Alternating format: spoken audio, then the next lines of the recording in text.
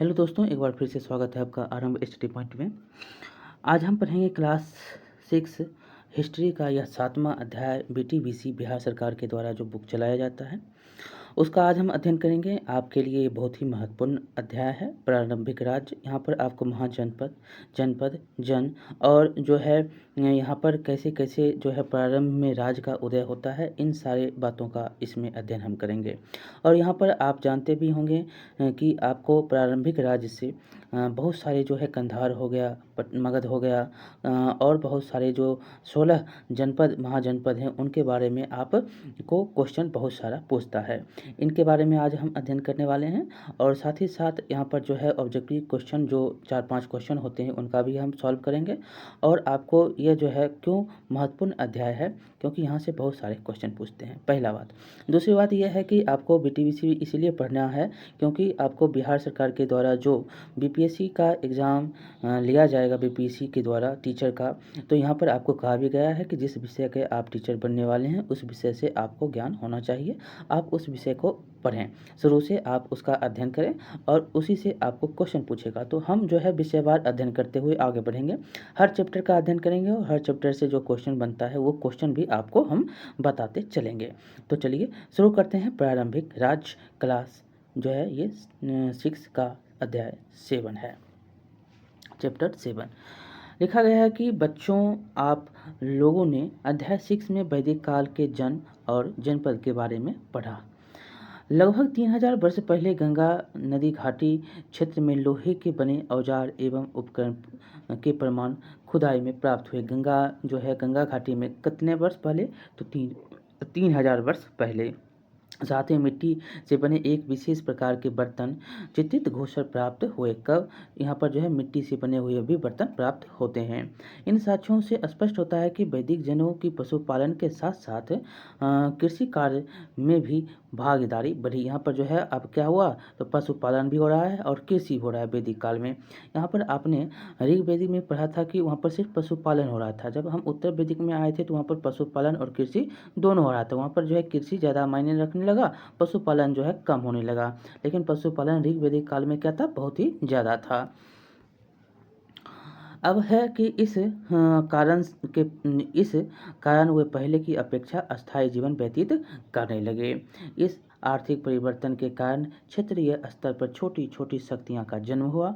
छोटे छोटे जन अब जनपद माने जाने लगे, माने बनते जा रहे थे। मतलब जो छोटे छोटे जन्म, तो क्या होता है, लोग जहाँ पर लोग बहुत सारे रह रहे हैं वो क्या हो गया, अब हो गया जनपद। अब यही जनपद जो है, बहुत सारे जनपद जो है एक छोटा छोटा बन रहा है, छोटा छोटा जनपद का क्षेत्र बन रहा है। ये कहाँ क्या हो जाएगा, महाजनपद।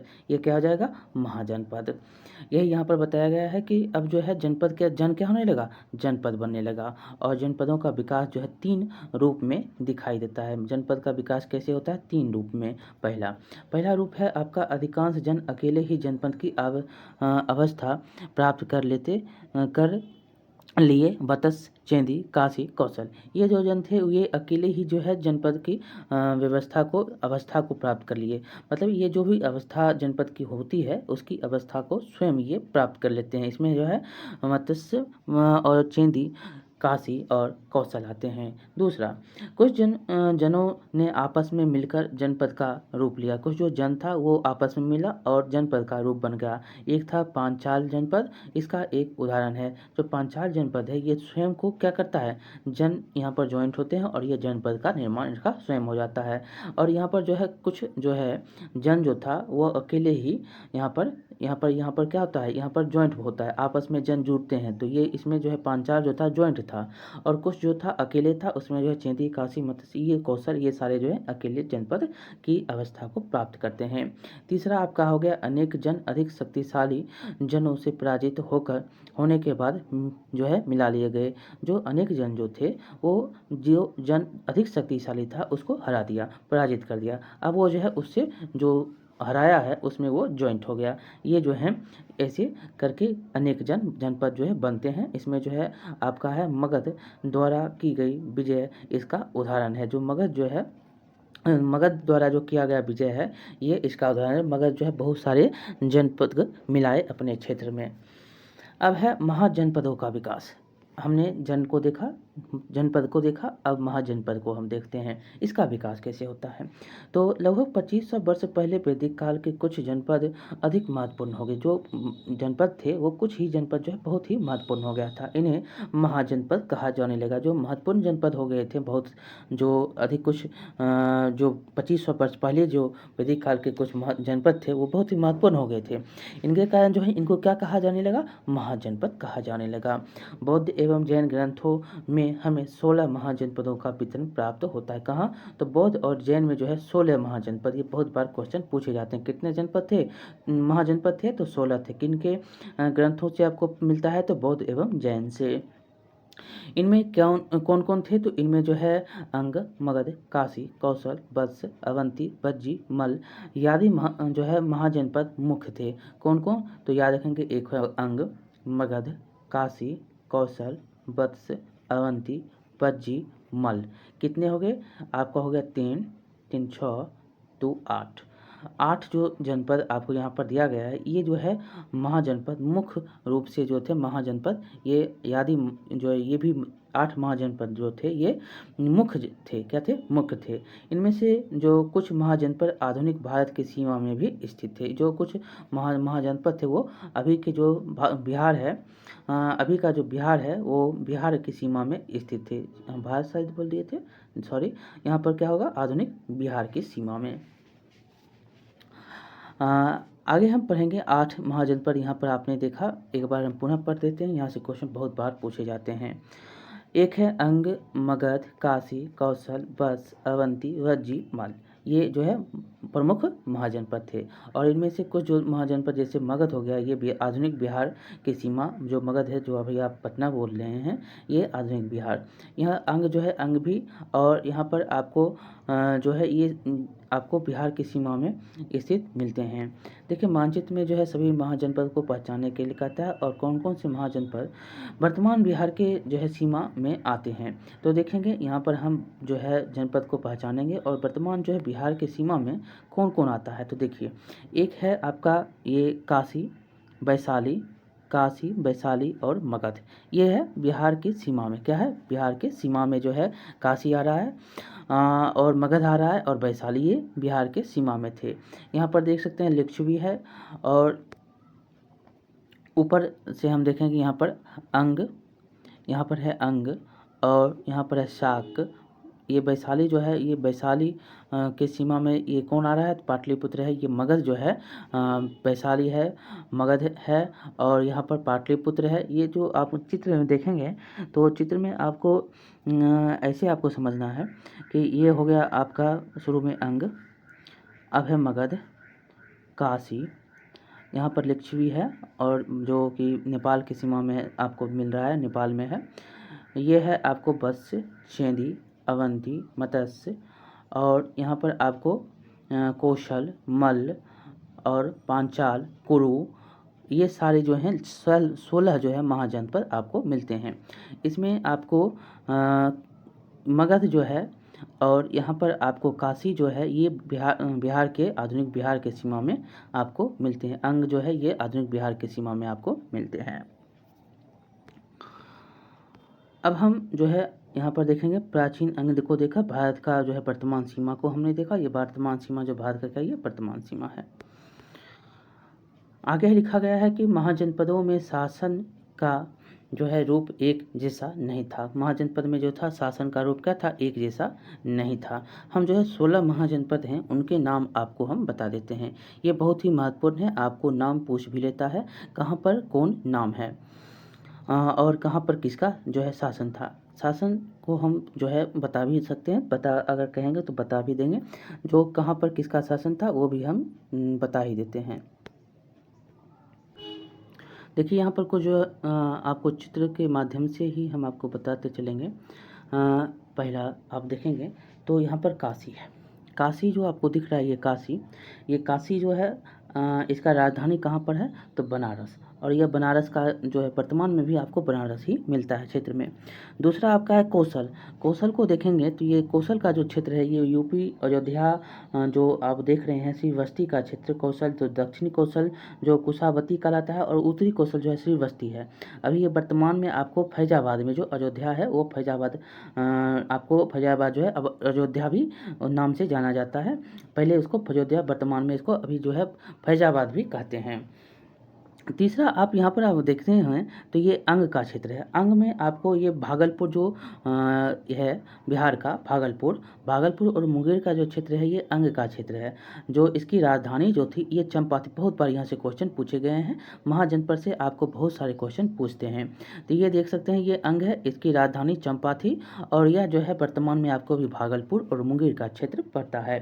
अब यहाँ पर देख सकते हैं मगध है। ये मगध जो है, मगध की राजधानी कहाँ पर थी, तो ये मगध की राजधानी जो था जिसको गिरिव्रज या राजगिरी बोलते हैं ये थी। अभी वर्तमान में आपको कहाँ पर है, जो गिरिव्रज या राजगिरी जो है ये गया और पटना में आपको ये क्षेत्र मिलता है, जो कि अंग का क्षेत्र, जो ये मगध का क्षेत्र था। कहाँ का, मगध का। अंग का क्षेत्र कहाँ है, तो अंग का क्षेत्र भागलपुर और मुंगेर में। राजधानी कहाँ, तो चंपा। और मगध का राजधानी गिरिव्रज या राजगिरी, गिरिव्रज और राजगिरी था। और अभी जो वर्तमान है पटना और गया का ये क्षेत्र है वर्तमान में। पाँचवा हम देखेंगे वत्स। ये वत्स जो क्षेत्र है ये भी क्षेत्र जो है ये आपको ये प्रयागराज में मिलता है। ये वत्स जो यूपी का जो क्षेत्र है प्रयागराज, ये जो दिख रहा है आपको ये आपका जो है प्रयागराज, जो वर्तमान जो अभी देख रहे हैं प्रयागराज, और इसका जो राजधानी था वो कौशाम्बी था। कहाँ था, तो वत्स की राजधानी जो थी वो कौशाम्बी थी। थोड़ा टाइम लगेगा लेकिन आपको यहाँ से क्वेश्चन जो है बार बार पूछता है, तो इसलिए आपको हम बता देते हैं। यहाँ पर जो है वत्स की राजधानी कहाँ पर थी, तो कौशाम्बी थी। बज्जी चलेंगे तो बज्जी जो आप देख रहे हैं ये जो वैशाली है, आपको ये जो क्षेत्र दिख रहा है बिहार का, ये यहाँ पे ये जो है बज्जी का क्षेत्र है। तो ये जो बज्जी का जो क्षेत्र था, बज्जी जो इसकी राजधानी कहाँ थी, तो बज्जी की राजधानी वैशाली या मिथिला एवं मिथिला थी। और यह जो वर्तमान में आपको मुजफ्फरपुर और दरभंगा का जो क्षेत्र मिलता है आपको, ये वर्तमान में आपको है। बज्जी की राजधानी कहाँ, तो वैशाली एवं मिथिला, और वर्तमान क्षेत्र आपको कहाँ पर, तो मुजफ्फरपुर और दरभंगा। तो अब हम सातवां देखेंगे जो कि मल्ल है। मल्ल जो है अभी कुशीनारा एवं पावा इसकी राजधानी थी। मल्ल जो था उसकी राजधानी कहाँ पर थी, जो इसकी राजधानी जो थी ये था आपका ये जो मल्ल आपको दिख रहा है ये है इसका जो कुशीनारा एवं पावा इसकी राजधानी थी। वर्तमान आपको देवरिया में ये मिलता है। अब हम पढ़ेंगे बहुत ही क्वेश्चन जो है यहाँ से इम्पोर्टेंट बहुत बार पूछा जाता है अवंती के बारे में। ये जो अवंती आपको दिख रहा है ये अवंती जो है उत्तरी अवंती उज्जैनी था, दक्षिणी अवंती जो था वो माहिष्मती था। माहिष्मती था, क्या था, माहिष्मती था। जो अवंती की राजधानी थी दक्षिणी अवंती माहिष्मती, और उत्तरी अवंती जो था वो उज्जैनी। अभी ये मालवा का क्षेत्र आपको मिलता है।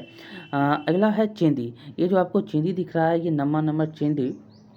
अब 16 को हम बताएंगे, 16 को हम जो है वर्तमान और जो उसकी राजधानी थी वो हम बता रहे हैं। तो चेंदी की राजधानी कहाँ थी, सुक्तिमती था, जिसको सोतीवती भी कहते हैं। और ये जो है वर्तमान में आपको बुंदेलखंड पड़ता है। एक था अस्मक। अस्मक की जो राजधानी थी आपको अस्मक की राजधानी पोतन और पोटली थी। कहाँ पर थी, पोतन और पोटली थी। और यहाँ पर हम पढ़ेंगे अगला जो कि वर्तमान में आपको पोतन और पोटली जो मिलता है गोदावरी नदी के किनारे। ये जो गोदावरी आप देखेंगे तो गोदावरी का क्षेत्र जो आपको दिख रहा है, ये जो आपको गोदावरी में दिख रहा है ये जो क्षेत्र था ये अस्मक का था, ये जो क्षेत्र था। अब हम पढ़ेंगे 11वां नंबर कुरु का। ये कुरु जो क्षेत्र ऊपर में आपको दिख रहा है ये कुरु, ये इसकी राजधानी इंद्रप्रस्थ या हस्तिनापुर थी। और जो है ये आपको आधुनिक अभिरूप से दिल्ली, मेरठ, हरियाणा का जो है कुछ क्षेत्र कुरु में मिलता है। 12वां नंबर जो है पांचाल। ये जो पांचाल आपको दिख रहा है ये पांचाल, इसकी राजधानी जो था उत्तरी पांचाल में अहिच्छत्र, और दक्षिणी पांचाल जो था वो कोपिल था। क्या था, कोपिल। और अभी अभी जो आपको दिख रहा है यूपी का जो है बरेली और बदायूं का क्षेत्र। 13वां नंबर आपका मत्स्य है। ये मत्स्य जो आप देख रहे हैं नीचे, उसके नीचे मत्स्य ये जो मत्स्य है, ये मत्स्य की जो राजधानी थी ये थी विराटनगर या बैराठ, और जो है वर्तमान में आपको ये जयपुर में मिलता है। 16वां नंबर आपका सेन था, जो कि इसकी राजधानी जो थी मथुरा या मेथोरा, या इसको बोलते हैं सूरसेनाई। मथुरा या मेथोरा, सूरसेन जो था, ये सूरसेन आपकी इसकी जो है राजधानी कहाँ पर थी, तो सूरसेन की राजधानी थी मथुरा। और हम जो है वर्तमान में आपको जो है ये मथुरा में ही पड़ता है, जो यूपी में है, जो यहाँ पर देख रहे हैं, सॉरी यहाँ पर मथुरा जो है ये आपका मध्य प्रदेश जो बीच में दिख रहा है, ये कहाँ पर है, मथुरा में। और यहाँ पर जो आप देखेंगे 15वां नंबर कंधार, जो पाकिस्तान के क्षेत्र जो दिख रहा है आपको, ये वर्तमान जो है पाकिस्तान में आपका क्षेत्र है। ये राजधानी इसका क्या था, तक्षशिला, और यह क्वेश्चन बहुत बार पूछा गया है। और 16वां नंबर आपको है कंबोज, जो राजपुर इसका या आहट जो है इसका राजधानी था। वर्तमान में जो है ये भी आपको कंबोज जो दिख रहा है ये क्षेत्र, ये भी आपको पाकिस्तान में है। तो इस प्रकार से महाजनपद के राजधानी और वर्तमान अभी कहाँ पर है वो हमने पढ़ा। अब जो है उसके राजा कौन कौन कहाँ थे, कैसे इसका विकास होता है, इसके बारे में आपको पढ़ाना जो है ये यहाँ पर कुछ लिखे भी गए हैं। तो चलिए इसके बारे में जो है हम देखेंगे। इसमें जो है सबसे शक्तिशाली महाजनपद को याद रखेंगे, जिसमें मगध, वत्स, कौशल और अवंती था। यहाँ पर जो है मगध, वत्स, कौशल और अवंती जो था वो बहुत ही शक्तिशाली महाजनपद था।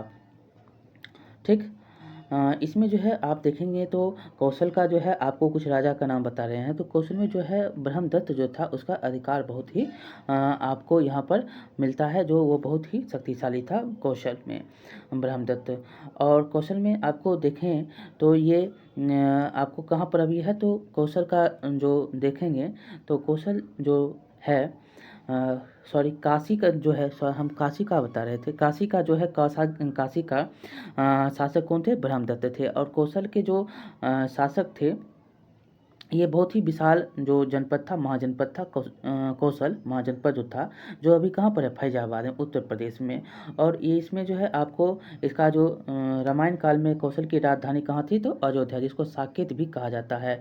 और अजातशत्रु जो था ने कौशल को अब मगध में मिलाया था। किसने, तो अजातशत्रु ने कौशल को क्या किया था, तो मगध में मिला लिया था। चलिए हम देखते हैं, इसमें जो है प्रसेनजीत का नाम आएगा, कौशल में जो प्रसिद्ध राजा उसका था प्रसेनजीत। अब हम जो है इसके बारे में अच्छे से भी पढ़ेंगे भी। चलिए आगे हम इसके बारे में पढ़ते हैं। देखिए लिखा गया है कि महाजनपदों में शासन का रूप एक जैसा नहीं था। शासन जो है एक रूप जो वहाँ पर नहीं थे, बहुत ही प्रकार के शासन होते थे। कुछ में जो है राजतंत्रात्मक शासन था, तो कुछ में गणतंत्रात्मक शासन था। राजतंत्रात्मक व्यवस्था में जो है राजा का पद वंशानुगत अथवा पैतृक, पिता के बाद जो है पुत्र आएगा। और महान जनपदों की राजधानियाँ शासन पर केंद्रित थी। राजधानियों में राजा, सेना एवं राजा के कर्मचारी रहते थे। कई राजधानियों में किलेबंदी की गई थी, जो लकड़ी, ईंट एवं पत्थरों की दीवारों से घिरी होती थी। ऐसा लगता है कि लोगों ने अन्य राजाओं के आक्रमण से डरकर अपनी सुरक्षा के लिए इन किलों का निर्माण किया होगा। महाजनपदों के राजा ने स्वैच्छिक नजराना, जो कि बलि के बजाय अब नियमित रूप से कर वसूलने लगे। जो स्वैच्छिक नजराना जो मिलता था वो अब नहीं, उनको अब नियमित कर चाहिए महाजनपद के राजा को। विभिन्न प्रकार के आर्थिक गतिविधियों से जुड़े लोगों, कृषक, कारीगरी, पशुपालक, आखेटक, शिकारी आदि से कर की एक निश्चित मात्रा वसूल की जाने लगी। फसलों पर लगाया जाने वाला कर सबसे महत्वपूर्ण था। जो फसल पर लगाया जाने वाला कर था वो क्या था, बहुत ही महत्वपूर्ण था, क्योंकि अधिकांश लोग जो थे वो किसान थे। प्रायः उपज का 16वां हिस्सा जो है कर के रूप में निर्धारित किया जाता था, जिसे भाग कहा जाता है, जिसको क्या कहते हैं, भाग कहते हैं। कारीगरों द्वारा जो है कारीगरों, बुनकर, लोहार, सुनार, बढ़ई को राजा के लिए महीने में एक दिन काम करना पड़ता था। किसको, तो जो कारीगर होते थे, बुनकर, लोहार, सुनार, ये होते थे, ये महीने में एक दिन राजा का काम करेगा। और जो है जिसको भाग किसे कहते हैं, तो यहाँ पर जो है उपज का 16वां हिस्सा जो है कर के रूप में निर्धारित किया जाता था, जिसको क्या कहते थे, भाग कहते थे। अगर उपज हो गया तो उसका 16वां हिस्सा जो है राजा लेगा। कौन लेगा, तो कर के रूप में लिया जाता था। 16 माह, बहुत बार महाजनपद में कितने हिस्से लिए जाते थे पूछा जाता है। किस माह जो है हिस्सा उपज का लिया जाता था, तो 16 माह हिस्सा, जिसको क्या बोलते थे, भाग बोलते थे। और कौन कौन जो है एक दिन काम करेगा, तो राजा के यहाँ तो ये जो थे लोहार, बुनकर, बढ़ई, ये जो है एक दिन में, महीने में काम करेंगे राजा के यहाँ। व्यापारियों को सामान खरीदने बेचने पर भी कर देना पड़ता था। करों की वसूली से राजा समृद्ध होने लगा। राजा अपने कार्यों को सुगमता से कर सके, इसके लिए कर्मचारियों की आवश्यकता होती थी। वे नियमित वेतन देकर सेना एवं कर्मचारियों को नियुक्त करने लगा। ये लोग राजा के प्रति वफादार एवं उत्तरदायी होते थे। वेतन का भुगतान संभवतः आहत सिक्कों के रूप में होता था। किस सिक्कों में, तो आहत, जो आहत सिक्का होता है मतलब उसको पीटा जाता है, मतलब आहत मतलब चोट से इसका जो है निर्माण किया जाता था। इस सिक्कों के बारे में हम अगले जो है 10वें अध्याय में पढ़ेंगे भी। अब देखिए मगध का उत्थान कैसे होता है। तो मगध का फैलाव मुख्यतः आधुनिक बिहार राज्य के पटना एवं मगध प्रमंडल जो है कहाँ पर, तो गया तक था। मगध के उत्थान में इसके निकटवर्ती क्षेत्र में पाए जाने वाले लोहे की खानें थी, जो अच्छे हथियारों के निर्माण में सहायक थी। मगध का जो है राज्य गंगा नदी तट में स्थित था, होने के कारण जो है उर्वरक एवं उपजाऊ था। कृषि की समृद्धि एवं संपन्नता के कारण शासक वर्ग के लिए आर्थिक संसाधनों की प्राप्ति भी आसान थी। इस क्षेत्र में व्यापार एवं व्यवसाय भी विकसित अवस्था में थी। मगध क्षेत्र में के जंगलों में हाथी प्रचुर मात्रा में उपलब्ध थे। ये क्वेश्चन जो है पूछे गए हैं, जिसकी सहायता से विरोधी राज्यों का अधिकार करना जो है आसान था। मगध के चारों ओर प्राकृतिक सुरक्षा के साधन थे। मगध की दो राजधानियां राजगीर पहाड़ियों से एवं पाटलिपुत्र नदियों से घिरी थी। कौन, तो राजगीर की पहाड़ी और पाटलिपुत्र के नदी से।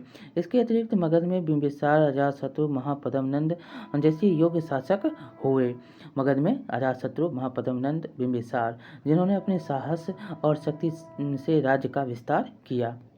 मगध का प्रथम महत्वपूर्ण शासक कौन था, बिंबिसार था। बहुत बार क्वेश्चन पूछा गया है, मगध का प्रथम जो है महत्वपूर्ण शासक कौन था, तो बिंबिसार। BBI बहुत बार जो है PPSC का फेवरेट क्वेश्चन है। और जो है उसने अपनी स्थिति मजबूत करने के लिए कौशल और लिच्छवी राजवंश के साथ वैवाहिक संबंध स्थापित किए। शादी करके जो है लिच्छवी और कौशल में जो है अपना राजवंश जो है स्थापित, वैवाहिक संबंध जो है करता है, यहाँ पर राजवंश स्थापित करता है लिच्छवी और कौशल में। अपने राज्य की पूर्व सीमा पर स्थित अंग महाजनपद पर आक्रमण कर मगध में इसको मिला लिया। जो अंग कहाँ है, अंग की राजधानी चंपा, जो अभी आधुनिक में कहाँ पे, तो भागलपुर और मुंगेर का क्षेत्र, यहाँ पर जो है उन्होंने आक्रमण करके जो है ये मगध में मिला लेता है बिंबिसार। और आगे क्या होता है, तो ये गंगा नदी के मार्ग में होने वाले व्यापार को अधिकतम लाभ प्राप्त किया और इससे राज्य की आर्थिक संसाधनों में वृद्धि हुई। अजातशत्रु जो था क्या था, बिंबिसार का पुत्र था। बिंबिसार का पुत्र कौन था, तो अजातशत्रु अपने पिता के बाद मगध का राजा बना। उसने अपने पिता की साम्राज्य विस्तार नीति का अनुसरण करते हुए कौशल और बज्जी के साथ युद्ध किया। किसके साथ, कौशल और बज्जी के साथ। कौशल के राजा परसेनजीत को युद्ध में पराजित कर दिया। यहाँ पर आपको हमने बताया भी कि कौशल के राजा कौन थे, तो परसेनजीत थे। उसको उन्होंने क्या किया, तो अजातशत्रु ने उसको हरा दिया और उसको क्या किया, हरा दिया और पराजित करने के बाद जो है काशी प्राप्त किया। किससे, तो कौशल से जो है कौशल के राजा जो थे प्रसेनजीत, उसको हराने के बाद काशी प्राप्त करता है। अजातशत्रु ने अपने मंत्री वश्यकार की सहायता से बज्जी संघ के सदस्यों में फूट डालकर उनकी शक्ति को कमजोर कर जीत लिया। किसकी सहायता से, अजातशत्रु का मंत्री कौन था, तो वश्यकार था। उनके सहायता से क्या किया, तो बज्जी संघ की जो सदस्य थे उनमें फूट डाला और कमजोर किया और उसको जीत लिया। अजातशत्रु ने अपने शत्रु राज अवंती से अपनी राजधानी राजगीर की सुरक्षा हेतु किलाबंदी कराई। किससे, तो उसका जो शत्रु था अवंती था, इसके लिए राजगीर की सुरक्षा के लिए उन्होंने क्या किया, किलाबंदी करवाया। किसने करवाया, तो अजातशत्रु ने, जिसके जो है अवशेष आज भी देखे जा सकते हैं। उसने गंगा, गंडक, सोन नदियों के संगम पर स्थित पाटली ग्राम में सैनिक छावनी, ये भी क्वेश्चन जो है पूछे गए हैं। किसने सैनिक छावनी कहाँ पर बनाया? तो गंगा, गंडक और सोन के संगम पर जो है स्थित पाटलिपुत्र है, और उसमें जो है वहाँ पर सैनिक छावनी, सेना के रहने के लिए स्थान जो है उसका निर्माण किया, जो बाद में पाटलिपुत्र के नाम से विख्यात हुआ। पाटलिपुत्र में किसका जो है छावनी था? सैनिक का। किसके द्वारा? तो अजातशत्रु के द्वारा। पाटलिपुत्र का संगम किस लिए? तो गंगा, गंडक और सोन नदियों का यहाँ पर संगम होता है, वहीं पर जो है सैनिक छावनी का जो है निर्माण किया गया था, जो बाद में पाटलिपुत्र के नाम से अभी ये जाना जाता है। अजातशत्रु के बाद जो है उदयन मगध का राजा बना। जो है अजातशत्रु का पुत्र कौन था? तो उदयन था। ये अब मगध का राजा बनता है।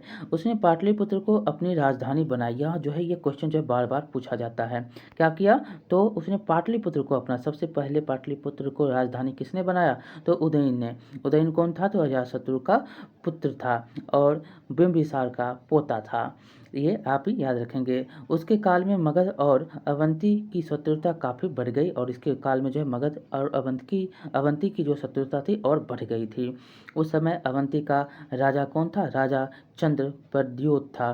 राजा चंद्रप्रद्योत कौन था? तो अवंती का राजा था, और इसने कई युद्धों में अवंती को हराया, और इसके बाद जो है जो उदयन था वो युद्ध में किसको हराया? अवंती को हराया। फिर भी अवंती मगध राज का अंग नहीं बन सका। शिशुनाग ने अंतिम रूप से अवंती वत्स कौशल पर विजय प्राप्त किया। किसने? तो शिशुनाग जो था उसने अवंती वत्स और कौशल पर प्राप्त करता है विजय। और मगध के अंतिम शासक कौन थे? नंद शासक। मगध के अंतिम नंद शासक धनानंद के समय में यूनानी विजेता सिकंदर का भारत पर आक्रमण हुआ। बहुत बार ये जो क्वेश्चन पूछा गया है। किसके शासनकाल में जो है यूनानी विजेता सिकंदर का भारत पर आक्रमण होता है? तो नंद शासक धनानंद था। कौन था? मगध के अंतिम शासक धनानंद, ये सिकंदर के समय के शासक थे। ये क्वेश्चन, यहाँ से क्वेश्चन जो बहुत ही बार पूछता है, बहुत बार। यहाँ पर याद रखेंगे हम कि किसके शासनकाल में सिकंदर का आक्रमण होता है? तो नंद शासक धनानंद के शासनकाल में। लेकिन सिकंदर की सेना ने मगध पर जो है आक्रमण करने से इनकार कर दिया, क्योंकि मगध के राजा के पास एक विशाल सेना थी। धनानंद एक अत्याचारी राजा था, इसीलिए वह प्रजा में काफ़ी अलोकप्रिय था। इसका लाभ उठाकर चंद्रगुप्त ने धनानंद को युद्ध में पराजित कर मगध पर अधिकार प्राप्त कर लिया। कौन? तो चंद्रगुप्त ने धनानंद को युद्ध में पराजित करता है और मगध का जो है राजा बनता है। मगध की समृद्धि एवं संस्कृति की बुनियाद पर जो है मौर्यों ने एक विशाल साम्राज्य की स्थापना की। चंद्रगुप्त क्या था? मौर्य था, और मौर्य के जो है यहाँ पर विशाल स्थापना साम्राज्य की होती है। इसका अध्ययन जो है अध्याय 9 में करेंगे। आगे जो विस्तार से अध्ययन आगे है गणराज। गणराज क्या है? तो कुछ राज्य ऐसे थे जिसे गणराज कहा जाता था। शाक, लिच्छवी, वज्जी, विदेह, तार्किक, मल्ल, कौरय, मौर्य आदि भारत के कुछ प्रमुख गण राज्य थे। यहाँ की शासन व्यवस्था अलग की थी, जिसे गण या संघ कहते थे। गण मतलब गण या संघ मतलब गण मतलब लोग होता है। लोगों का जो है कुछ 10-20 लोग हो गए तो एक संघ बनता है, इसी को हम संघ कहते हैं। बहुत सारे उदाहरण के साथ मान कर चलिए। तो गणतंत्र में शासन के प्रधान का चुनाव होता था। यहाँ पर जो है प्रधान कौन होंगे उनका चुनाव होता था। अधिकतर ऐसे गणराज्य छोटे आकार के होते थे, अतः यह आपस में मिलकर संघ का निर्माण करते थे। जो गण होते थे छोटे होते थे आकार में, और ये जो आपस में मिल जाते थे तो ये संघ बन जाता था। मिल जाते थे तो ये संघ बनता था। मगध के निकट बज्जी संघ था। क्या था? मगध के निकट कौन था? बज्जी संघ। बहुत बार बज्जी की जो राजधानी वैशाली, ये बहुत बार क्वेश्चन पूछे गए हैं। जिसकी राजधानी कहाँ थी? जिसकी राजधानी वैशाली थी। मानचित्र में हमने इसके बारे में देखा भी। बज्जी संघ की पहचान करने के लिए कहता है। यहाँ पर अगर भारत की नक्शा को हम देखेंगे तो भारत के नक्शा में आपको यहाँ पर बिहार मिलता है। तो बिहार में यहाँ पर आपको जो है वैशाली मिलता है, जो मगध के नज़दीक है। ये पटना है, तो पटना के जो है गंगा नदी के पार जो है यहाँ पर आपको वैशाली मिलता है। यही कहाँ पर है? तो यही जो है बज्जी है। बज्जी 8 गणों का संघ था। कितने? तो बज्जी जो है संघ 8 गणों का संघ था। कितने? तो 8 गण का संघ बज्जी संघ था। जिसमें जो है लिच्छवी विदेह वज्जी प्रमुख थे। किसमें? तो इसमें जो है संघ में लिच्छवी था, विदेह था और वज्जी जो था वो प्रमुख था। वज्जी संघ में विभिन्न गणों के राजाओं की एक सभा होती थी। इसमें जो है विभिन्न राजा होते थे, इसमें एक सभा भी होती थी। ये राजा विभिन्न अवसरों पर एक साथ एकत्र होते थे। सभाओं में बैठकर ये राजा आपस में विचार विमर्श और वाद विवाद के माध्यम से किसी निर्णय तक पहुंचते थे। वज्जी संघ में लोक मत से शासन करने की प्रवृत्ति दिखाई देती है। गणों के प्रमुख या राजा नियमित तौर पर मिलकर जो है मिलकर बैठकर पूरे संघ के बारे में निर्णय लेते थे। इस कारण इसे गणराज कहा जाता है, इसीलिए इसको गणराज कहा जाता है।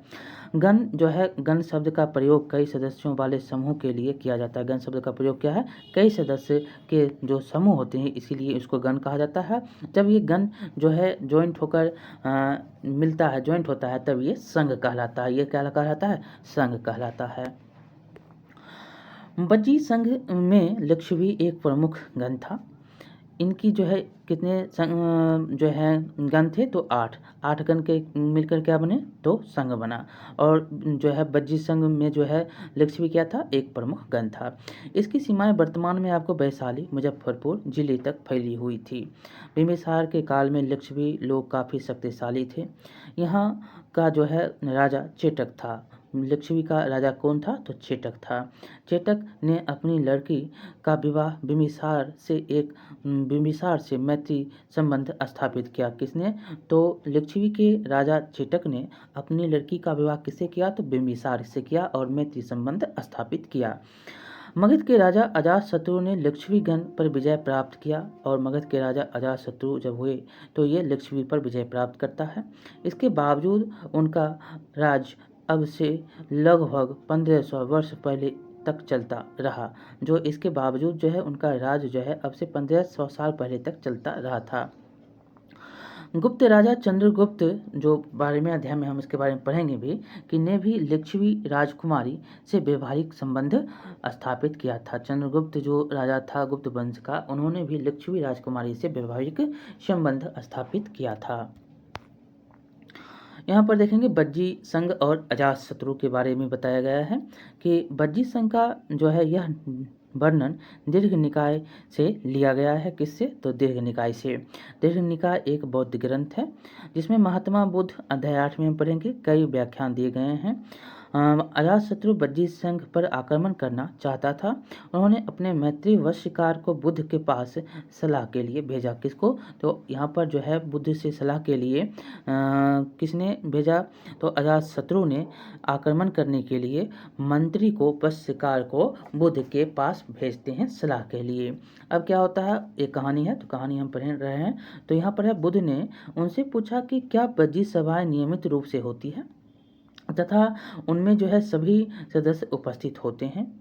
जब उन्हें पता चला कि ऐसा होता है, उन्होंने कहा कि वज्जीवासी तब तक उन्नति करते रहेंगे जब तक, मतलब यहाँ पर है जो बुद्ध का सवाल होता है, क्या नियमित रूप से सभा होती है, क्या उपस्थित सभी सदस्य होते हैं?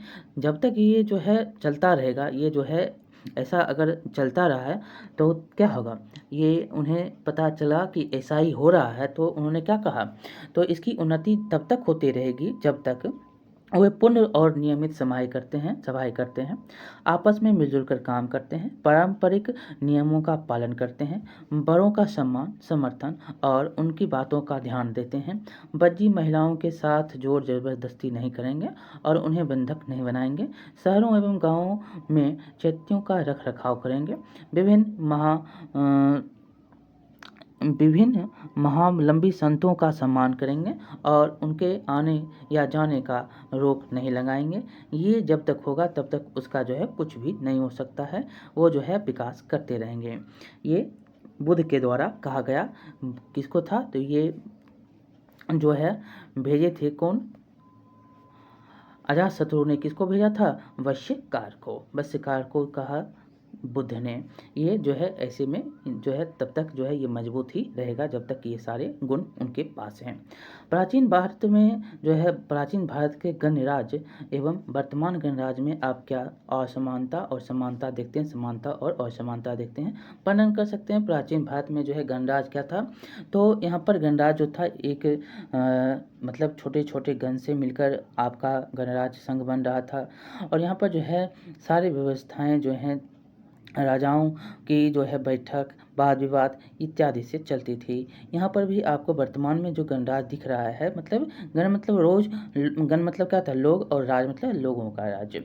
तो यहाँ पर लोग क्या करते हैं, तो लोग अपना प्रतिनिधित्व चुनते हैं और चुनकर एक जो है अपने जो काम होता है उस प्रतिनिधित्व के प्रतिनिधि जो आप चुने हैं उसके द्वारा आप काम करवाते हैं और उन्हीं के द्वारा जो है आप अपनी बात रखते हैं। इस प्रकार से आपका अभी का जो है गणराज्य है। अब आगे है कि नगरों का विकास कैसे होता है। तो नगरों का विकास लगभग 3700 वर्ष पहले सिंधु सभ्यता अध्याय 5 में हमने पढ़े भी कि जिसे प्रथम नगरीकरण कहा जाता है, जिसको प्रथम नगरीकरण किसको कहते हैं, सिंधु सभ्यता को। ये जो है लुप्त हो चुकी थी 3700 साल पहले। और उसके बाद अब दूसरी बार भारत में नगरों के प्रमाण एक लंबे अंतराल के बाद मिलते हैं। करीब 2600 साल पहले मतलब 600 ईस्वी पूर्व उत्तरी भारत में द्वितीय नगरीकरण की प्रवृत्ति का विकास हुआ। कब, तो 600 ईस्वी पूर्व यानी 2600 साल पहले। पाली ग्रंथों में उस समय के बड़े नगरों का उल्लेख मिलता है। पाली ग्रंथ में जो है इसका उल्लेख मिलता है। देखिए बनारसी, वैशाली, चंपा, राजगिरी जो राजगीर है अभी, कुशीनगर, कौशाम्बी, श्रीवस्ती, पाटलिपुत्र जो कि अभी पटना है, आदि नगरों समेत लगभग 62 नगरों के प्रमाण अभी मिलते, ये इसमें जो है मिलते हैं। 62 नगर के प्रमाण इसमें मिलते हैं। किसमें, तो यहाँ पर आपने पढ़ा कि पाली के जो ग्रंथ है, पाली ग्रंथ में जो है उस समय के बड़े नगरों का उल्लेख मिलता है। कौन ग्रंथ है, तो पाली ग्रंथ है। इसमें आपको बहुत नगर जो मिलते हैं जैसे कि आपको वैशाली, बनारसी, चंपा, राजगिरी, कुशीनगर, कौशाम्बी, श्रीवस्ती, पाटलिपुत्र, ये जो है टोटल जो है 62 नगर इस प्रमाण मिलते हैं पाली ग्रंथ में। नगरों के विकास के अनेक कारण थे और उनका विस्तार जो है धीरे धीरे हुआ। इस काल में नगरों के विकास में आर्थिक, धार्मिक तथा राजनीतिक कारण प्रमुख थे। जैसे जैसे विशाल राज्यों का गठन हुआ उसकी राजधानी भी अधिक विशाल और भव्य धारण रूप करने लगी। इस काल के अनेक नगर राजनीतिक और प्रशासनिक केंद्रों के रूप में विकसित हुए, जहां शासक, पदाधिकारी और सैनिक की प्रधानता थी। जहाँ जो है यहाँ पर गांव जहाँ कृषि आजीविका का मुख्य साधन था, वहीं नगरों में शिल्प और व्यापार जीविका के महत्वपूर्ण साधन थे। विभिन्न नगर विशिष्ट वस्तुओं के उत्पादन केंद्रों के रूप में विकसित हुए। इनमें कपड़े, बर्तन और अन्य सामान शामिल थे। उत्पादन अधिक होने से इन वस्तुओं को दूसरे नगरों में ले जाने और बेचने का काम आरंभ हुआ। इस तरह से ये नगर व्यापार के केंद्र भी बना, व्यापार का केंद्र भी बनता है और इनकी आबादी भी बढ़ी। कई नगर जो है धार्मिक कारणों से भी विकसित हुआ। किसी प्रमुख मंदिर या तीर्थ स्थान के आसपास पुरोहित, सेवक और अन्य कामों से जुड़े लोग अस्थायी रूप से बसने लगे और यात्री दर्शन के लिए आने लगे। इस कारणबद्ध बस्तियां भी नगरों में परिवर्तित हो गई। जो बस्ती था, जो छोटे मोटे लोग वहां पर रह रहे थे, जो बहुत ही कम लोग वहां पर रह रहे थे, एक छोटा सा घर बनाकर रह रहे थे, वो बस्ती था। अब जो वो नगर में परिवर्तित होने लगा था, इसके कारण धार्मिक रूप से। स्मरणीय है कि ऐसे नगर अधिकतम नदियों के किनारे या उस समय के प्रमुख मार्गों के आसपास विकसित हुए, क्योंकि व्यापार एवं सेना के आवागमन के लिए भी यह सुविधाजनक था। प्रत्येक नगर के पास जो है आसपास गांव भी बसे होते थे, जहां से नगरवासियों को अनाज और वस्तुओं के उत्पादन के लिए छोटे कच्चे माल प्राप्त होते थे। व्यापारियों द्वारा प्राप्त मुनाफा और राजाओं द्वारा प्राप्त कर ने नगरों को संपन्न बनाया। ये जो है कर नगर को संपन्न बनाता है। नगरों की आबादी भी बहुरंगी थी। इनमें शासक, पुरोहित, व्यापारी, शिल्पकार, मजदूर, सेवक, दास भी सभी शामिल थे। इन अलग अलग वर्गों या जातियों के बसने के लिए जो है बसने के लिए नगरों के विभिन्न मोहल्लों या भागों में बांट दिया गया था। इसमें जो है नगर बसने के लिए क्या किया गया था, नगरों को मोहल्ला या भागों में बांट दिया गया। इस प्रकार एक सुनियोजित नगरीय जीवन की रूपरेखा 6ठी शताब्दी ईसा पूर्व तक उत्तर भारत में विकसित हो चुकी थी। इस प्रक्रिया को द्वितीय नगरीकरण भी कहा जाता है। यही जो है प्रक्रिया क्या कहलाता है, द्वितीय नगरीकरण प्रक्रिया कहलाता है। इसमें आपको जो है कौन कौन से जगह मिलते हैं, प्रमुख नगर कौन मिलते हैं, बनारसी, चंपा, वैशाली, राजगिरी, कुशीनगर, कौशाम्बी, श्रीबस्ती, पाटलिपुत्र, ये सारे जो हैं 62 टोटल नगर इसमें मिलते हैं। आपका जो है यहाँ पर क्वेश्चन आंसर कुछ है उसको भी हम कर लेते हैं। बहुत ही बार यहाँ से क्वेश्चन पूछे जाते हैं। आपका चैप्टर समाप्त हो रहा है और यहाँ से कुछ क्वेश्चन देखेंगे जो कि बहुत ही इम्पोर्टेंट है। देखिए, महाजनपदों का जो है वितरण प्राप्त होता है, कहाँ से वितरण प्राप्त होता है, तो बौद्ध एवं जैन ग्रंथ से। कहाँ से, बौद्ध और जैन। महाजनपद कितने टोटल, तो 16। कौन सा महाजनपद जो है बिहार में स्थित है, बहुत बार जो है क्वेश्चन पूछे गए हैं। देखिए, अवंती जो था आपका भारत के नक्शा में देखे तो अवंती यहाँ था, कौशल यहाँ था, कौशाम्बी भी कहाँ था, यहाँ पर जो है कौशाम्बी ऊपर में था। तो कौन था यहाँ पर, अंग। अंग जो है कहाँ है, तो अंग जो है भारत के कहाँ पे, बिहार में है। और यह जो है अभी तत्काल में इसकी राजधानी चंपा और यह जो है भागलपुर और जो है मुंगेर के कुछ क्षेत्रों में है।